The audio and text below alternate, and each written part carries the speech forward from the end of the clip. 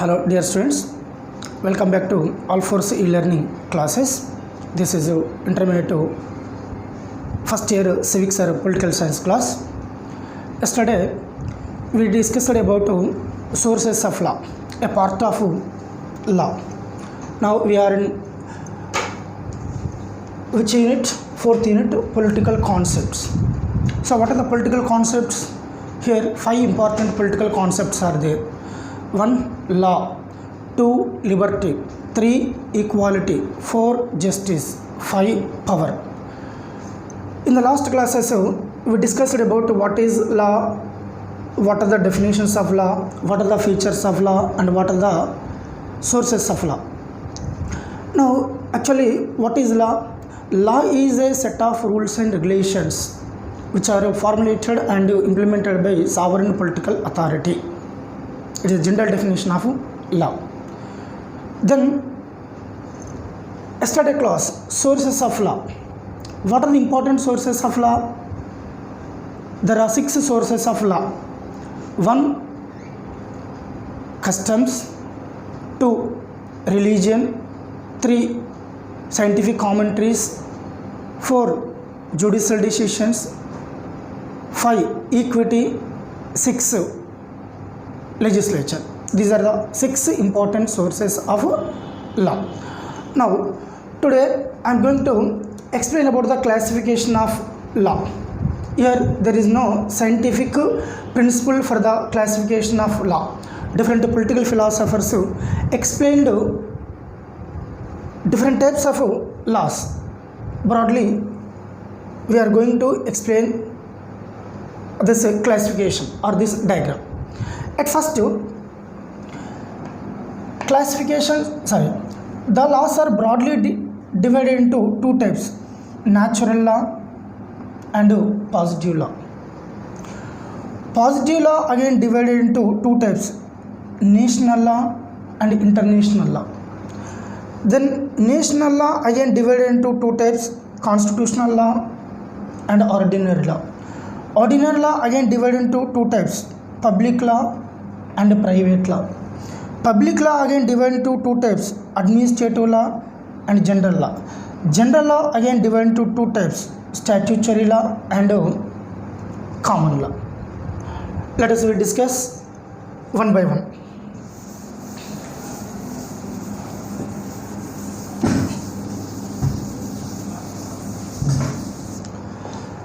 Now, natural law. Natural law is also called as law of the God or divine law. Natural law is also called as what? Divine law. Divine law. So what is the source of divine law? God is the source of divine law. Then all natural laws are abstract because natural laws are in unwritten form. In which form? Okay, unwritten form. Because these laws are not created by any human agency. These laws are not created by any human agency. It means these laws are not formulated by any legislative branch of the government. Clear? So it is also called as a divine law. It is an abstract because it is in unwritten form. Then these laws are not created by any human agency. And coming to positive law. Positive law is also called as a political law. Political law. It is completely opposite of natural law. Then it is abstract, but whereas positive law is concrete because it is in written form. It is in written form because it is created by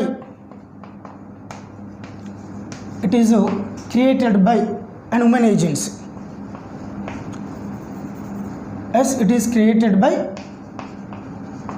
human agency or the organ of the government like legislature. Clear? So positive law is also called as a political law. it is concrete because it is in written form. These laws are formulated by human agencies like legislatures. Then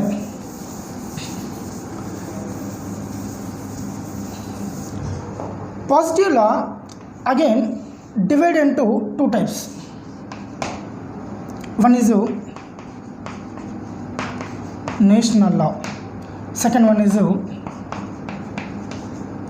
international law. So what is national law? So national laws are also called as municipal laws. These laws are formulated and implemented by sovereign state. Clear? These laws are formulated and implemented by whom? Sovereign states. Sovereign states. Sovereign state will formulate and implement the national law. Then it's a jurisdiction over all the individuals within the limits of the state. Clear? It's a jurisdiction.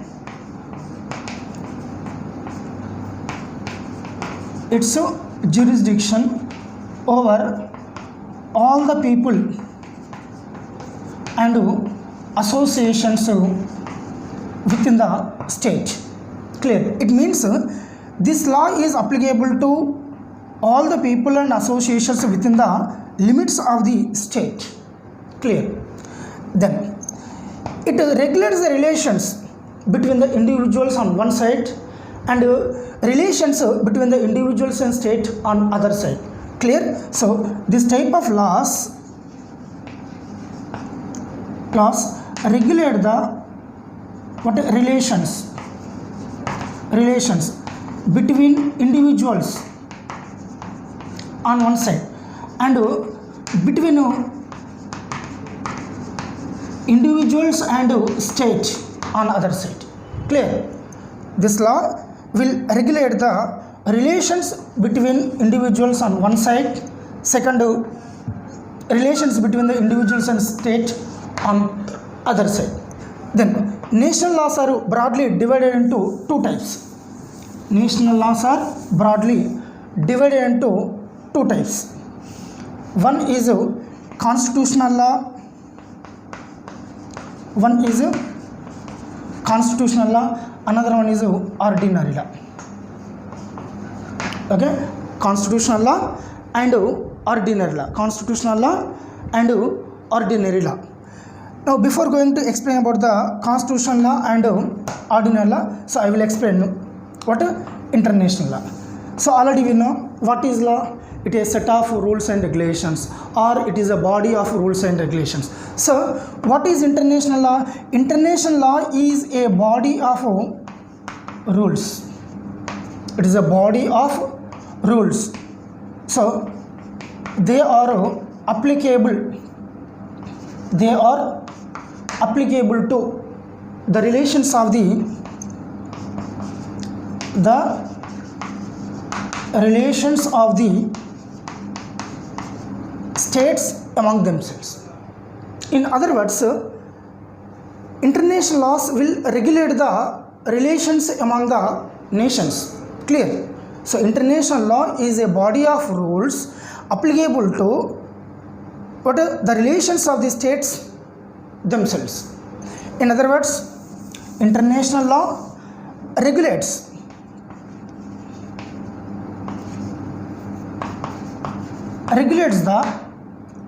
the cordial relations among the states. Cordial relations among the states. Then what are the best example for the international laws? International covenants or international agreements which are approved by the UNO are the best example for international laws. So what are the best examples? So international agreements, agreements or covenants. These are the best example for the international laws. Then what is the main purpose of the international laws? To promote the peace and security in the world. To promote the peace and security in the world is the most important aim of international laws.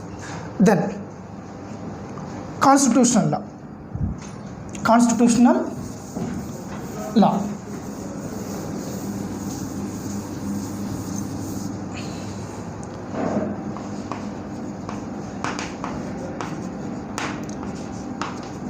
So what is constitutional law? Constitutional law is the supreme law of the state, or the basic law of the state, or fundamental law of the state, or highest law of the state. So in simple terms, it is a basic or supreme law of the state. Supreme law of the state. It is the highest law in the country. It is the highest law of the country. Other laws are subservient to the constitutional laws. Then generally constitutional laws are formulated by constituent assemblies. These laws are formulated by constituent assemblies. Constituent assemblies are specially constituted for making the constitutional laws. They are called as constituent assemblies. Constituent assemblies. Then constitutional law will determine the structure of the government. It determines what? It determines the structure of the government. Then example, our Indian constitution provided what type of government for India? Parliamentary form of government. So who decides our form of government? Our constitutional law. In the same way, in USA, which government is there? Presidential government is there. So the constitution of USA provided presidential form of government for USA. Then it explains the relationship among the organs of the government. Organs of the government. Already we know what are the organs of the government: legislature, executive, and judiciary. It explains what the relationship among these three organs. It also explains about rights and duties of the citizens. Rights and duties of the citizens also. Clear? It is one of the important 2 marks topic in our syllabus. What? Constitutional law. Constitutional law. Then ordinary law. Ordinary law.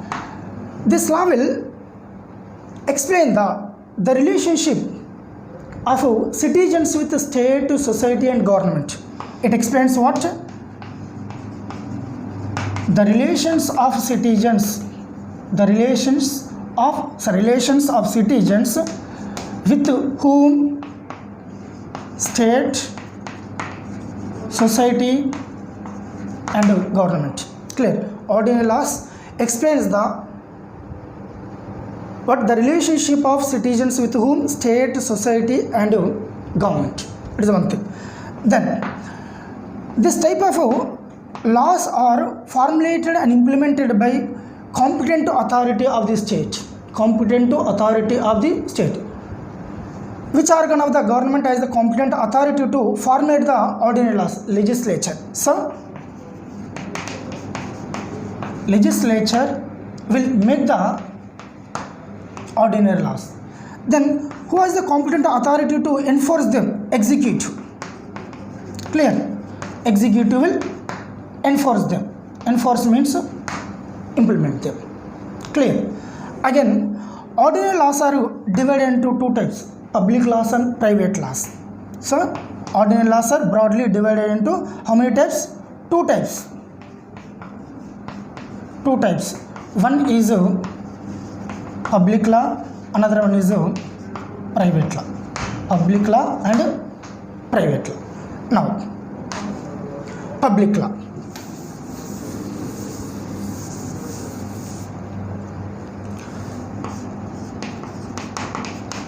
Public law.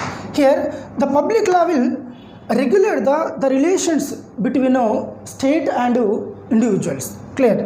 This law will regulate the relations between state and individuals. State and individuals. Clear? This law will regulate the relations between state and individuals. Clear? And it covers the rights of the people against the interference of the state. Clear? It means this law will provide the protection to the rights of the individuals from interference of the state. So it protects the rights of the citizens. Rights of the citizens from where? From the state. If the state will interfere in the life of the individuals, what will happen? The citizens may not enjoy their liberties freely. Hence, it will provide the protection to the rights of the individuals from whom? State. Clear? Then, these laws must be followed by all the citizens. The violation of these laws leads to punishment. Clear? If anybody will violate these laws should be punished. Then public laws are again divided into two types. These laws are of how many types? Two types. One is administrative law. Administrative law. Second one is general law. Okay? Public law again subdivided into two types. One is administrative law, another one is general law. Clear? Now, public law is over. Second one is private law.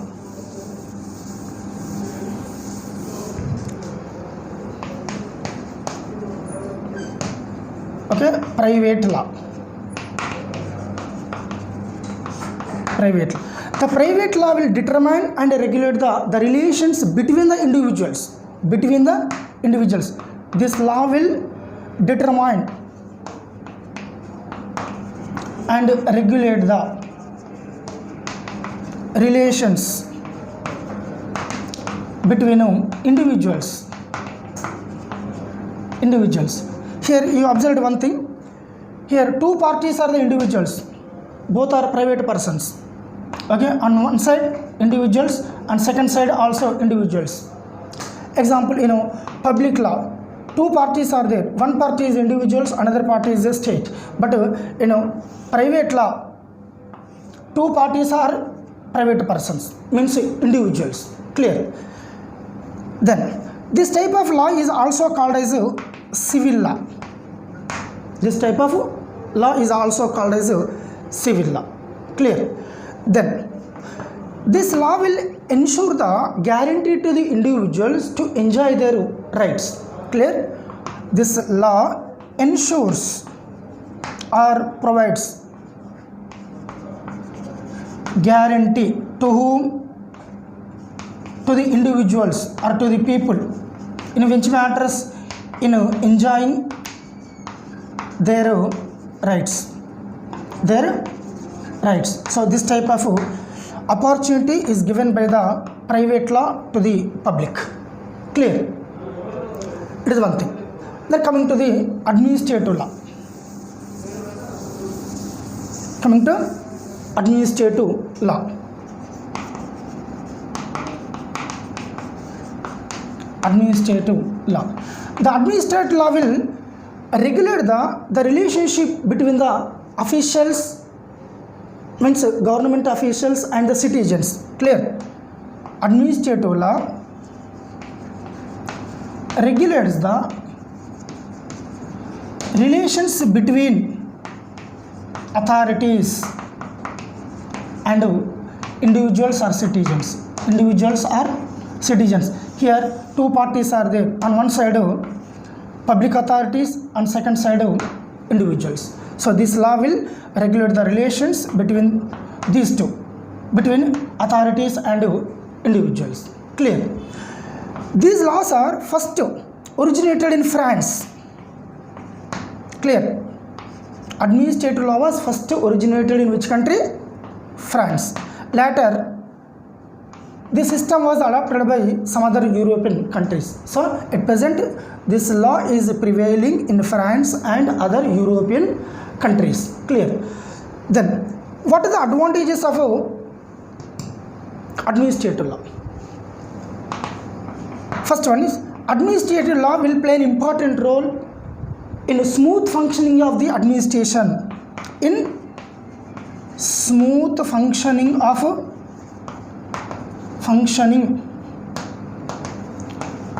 of the administration. It is the first advantage. Then it brings the discipline among the authorities in the government.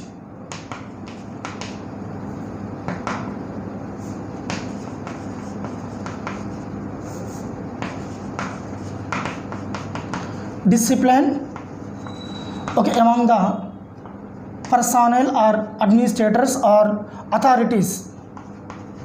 Personnel, okay, in the government. Clear? So personnel means the group of employees of the government. Clear? So it plays an important role in smooth functioning of the administration. The first advantage.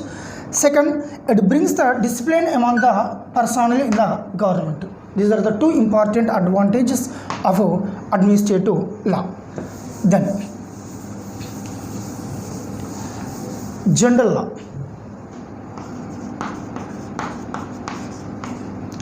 General law. Now the general law will determine the relationship between state and individuals. State and individuals. It determines the relations between whom state and individuals. State and individuals. Dear students, here you observed one thing. Seems to be public law and general law are same, but one small difference is there. Public law will regulate the relations between the state and citizens. Clear? Public law will regulate the relations between state and citizens, but general law will determine the relationship between the state and individuals. Clear? State and individuals. Then what are the examples for the general laws? It covers the laws related to marriage,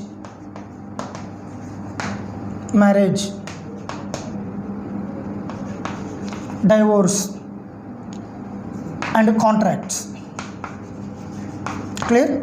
The laws related to marriage, divorce, contracts are the best example for the general laws. Then general law again divided into two types. One is statutory laws, second common law. Yes, it is again subdivided into two types. One is statutory law, second one is common laws. Then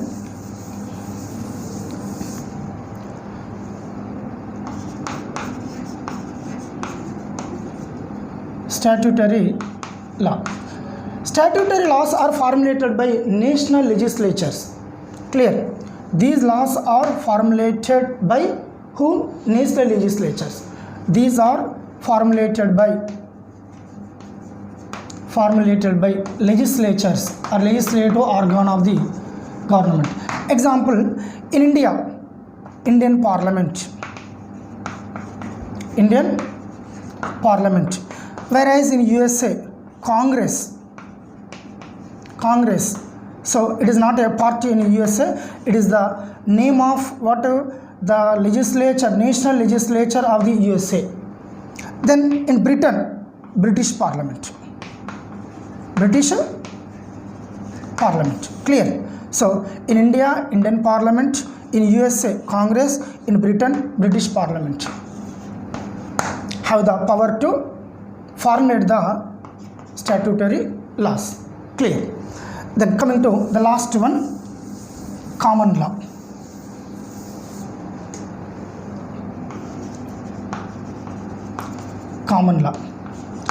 The common law is also called as customary law. Because it is a product of existing customs and traditions of the British people. Clear? Okay, it is also called as customary law.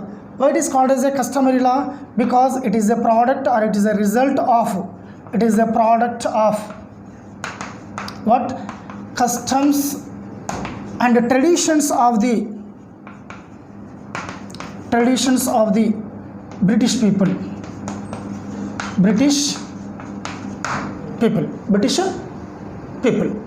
Then customary law, common law, generally it is unwritten form, but it is accepted by the court. Clear? British courts accept the common law because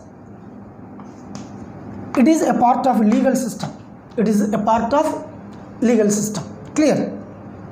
Then even though it is in written form, but it is considered as equal to the statutory laws. It is equal to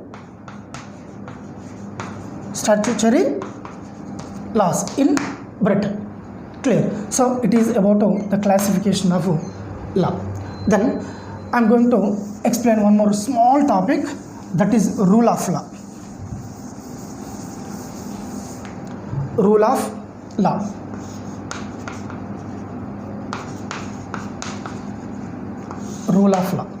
It is one of the important political concept in political science. Clear? So rule of law is one of the important political concept in political science.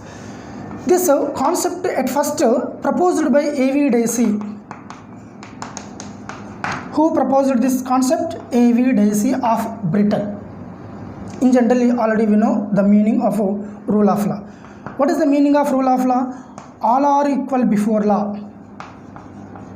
All are equal before law, and equal protection to all. Equal protection to all. It means the law will provide equality before law to all the individuals. Clear? And it also provides equal protection to all the individuals without any discrimination. Clear? Law should be uniformly applicable to all the individuals and associations within the limits of the country. It does not make any discrimination among the individuals. Clear? So it should be uniformly applicable.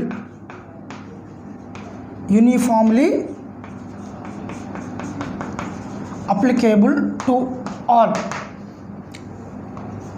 It was originated in Britain. First, this concept was originated in where? Britain. In Britain, there are no different types laws for different sections of the people. There is only one law, that is rule of law. According to rule of law, all are equal before law. Means from Prime Minister to attender, all are equal before law. Then government should treat all the individuals equally. Government should treat all the individuals or all the citizens equally. So it does not make any discrimination among the individuals. Clear? It should not act arbitrarily. Government should not act arbitrarily. Then the government should carry on the administration according to the procedure of the law. Then the rule of law is completely based on the principle of general law.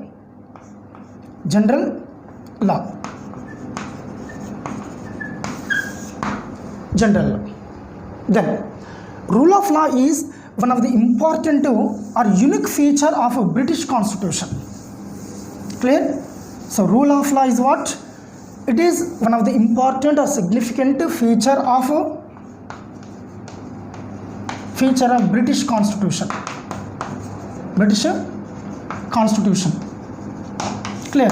At first, the rule of law was originated in where? In Britain. Later, it was adopted by so many countries like India, USA, etc. Clear?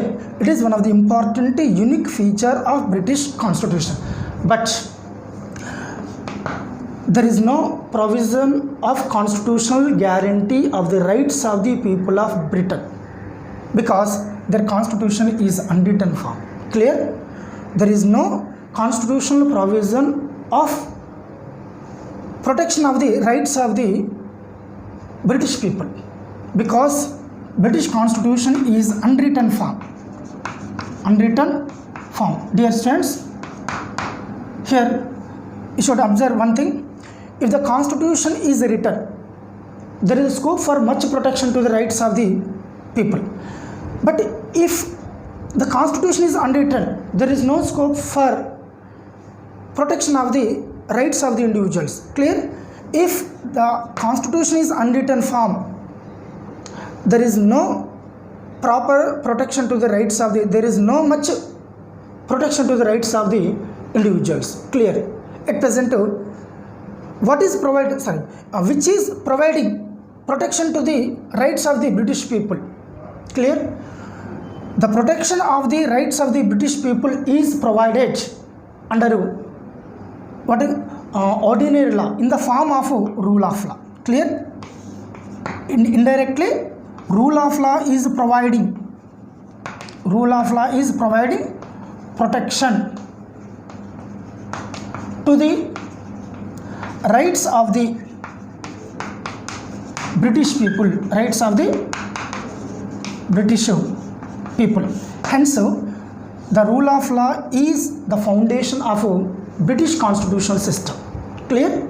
So now rule of law is considered as the foundation of a British constitutional system. Clear? So with this topic we completed the law first lesson in the 4th unit, that is political concepts. Clear? Okay, I will see in the next class. Goodbye.